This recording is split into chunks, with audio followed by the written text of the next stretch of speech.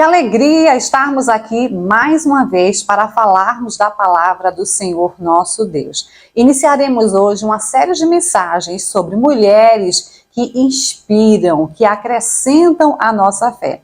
Nós vamos aprender com algumas mulheres da Bíblia, né, onde a Bíblia menciona a sua história, menciona os feitos do Senhor nosso Deus nas suas vidas e na vida também dos seus familiares.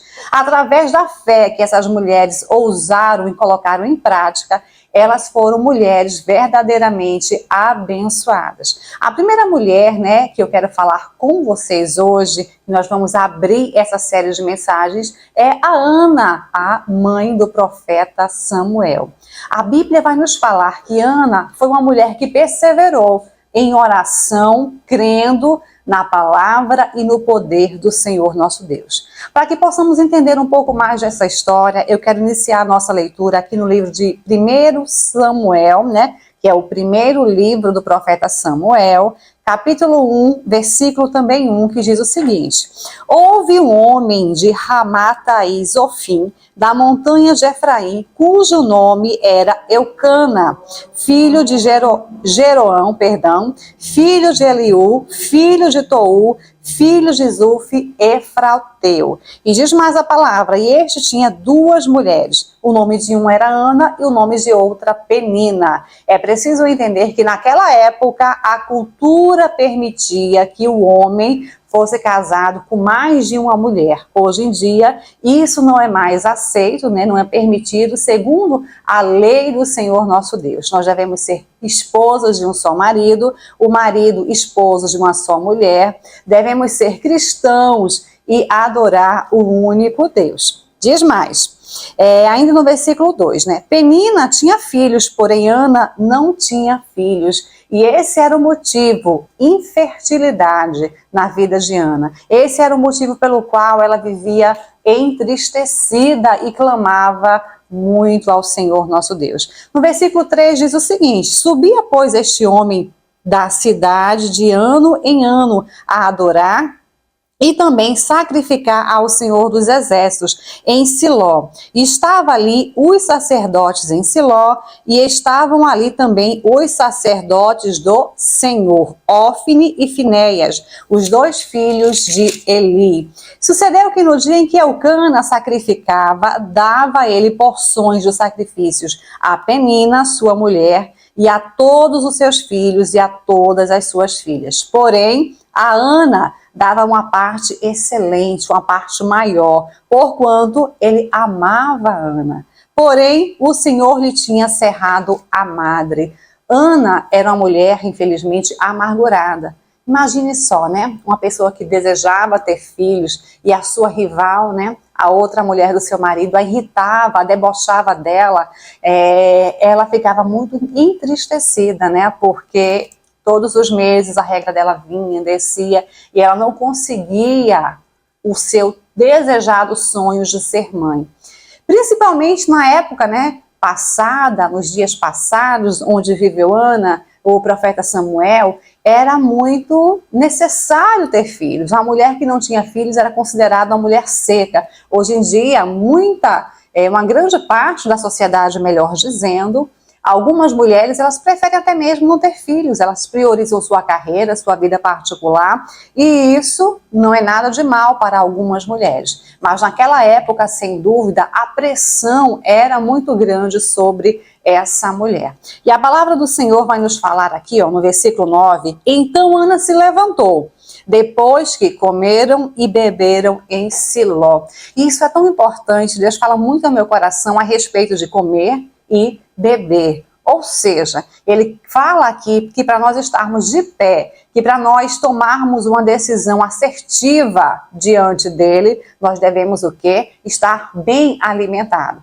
Mas a gente não está falando aqui de um alimento físico, de um pão, de uma sopa, de um macarrão, não. A gente está falando aqui de um alimento espiritual. Eu e você, nós só vamos conseguir ter discernimento das coisas se tivermos alimentadas e não com qualquer comida. Quando nós nos alimentamos com a palavra do Senhor nosso Deus, nós nos fortalecemos, apesar de toda a dificuldade, de todos os problemas que possam acontecer conosco, nós estaremos fortes ali, alicerçadas, o nosso corpo espiritual, o nosso espírito estará preparado, fortalecido para enfrentar os vendavais que a vida podem oferecer. Diz mais, ó.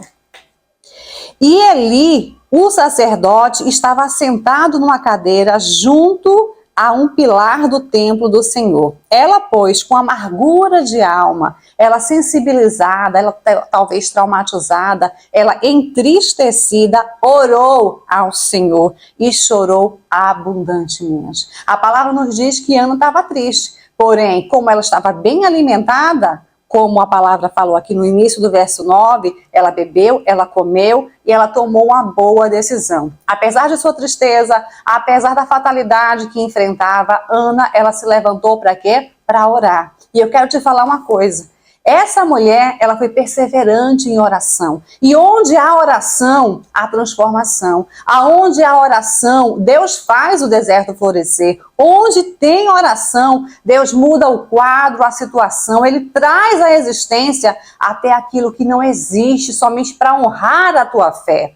Então, se você, assim como Ana, é estéril, não apenas com seu ventre, você não consegue ter filhos físicos, mas se você é estéril em alguma área da sua vida, eu digo para você que nós devemos tomar o exemplo de Ana, nos alimentarmos com a palavra do Senhor nosso Deus e nos levantarmos para orar e nunca desistir da nossa oração. Permanecer crendo que Deus é poderoso para fazer o milagre acontecer.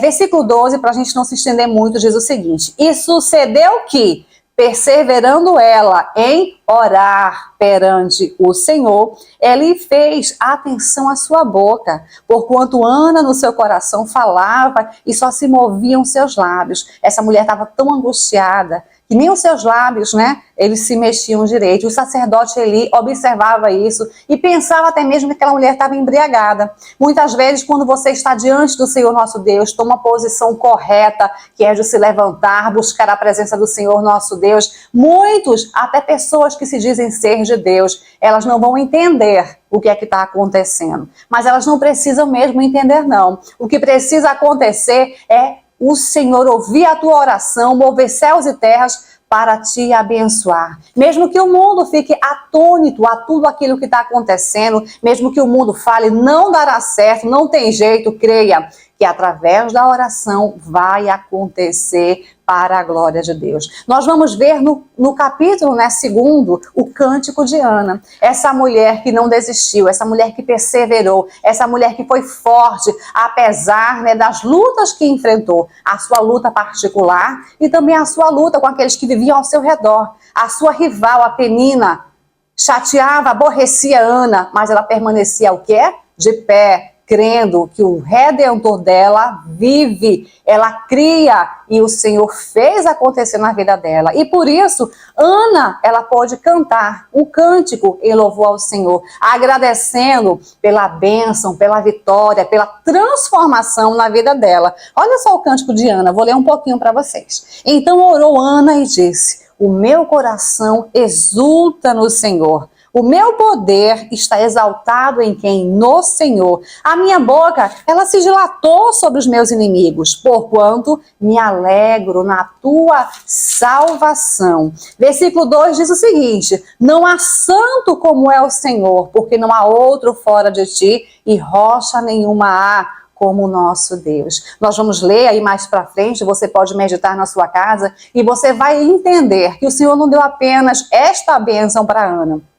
Deus, ele abriu a madre de Ana com o profeta Samuel, aquele que serviu no seu templo, no templo do Senhor, que fez a vontade, que teve a vida consagrada ao Senhor. Mas Deus abriu a madre dela, dando também outros filhos, para que o mundo até ficasse aí. Meu Deus, como é que aconteceu? Essa mulher não podia ter um filho, e agora o Senhor abriu a sua madre, e ela tem vários para a glória do Senhor nosso Deus. Minha amada, meu amado, não sei o problema, a luta que você está enfrentando, mas Ana deixa aqui pra gente um histórico de fé. Ela deixa pra gente conselhos que nós devemos também carregar conosco. Nos alimentarmos, estarmos de pé, orando e crendo que o impossível vai acontecer. Amém? Eu voltarei semana que vem com mais uma personagem bíblica, mais uma mulher que vai nos inspirar a permanecer nos caminhos do Senhor. Se você gostou desse vídeo,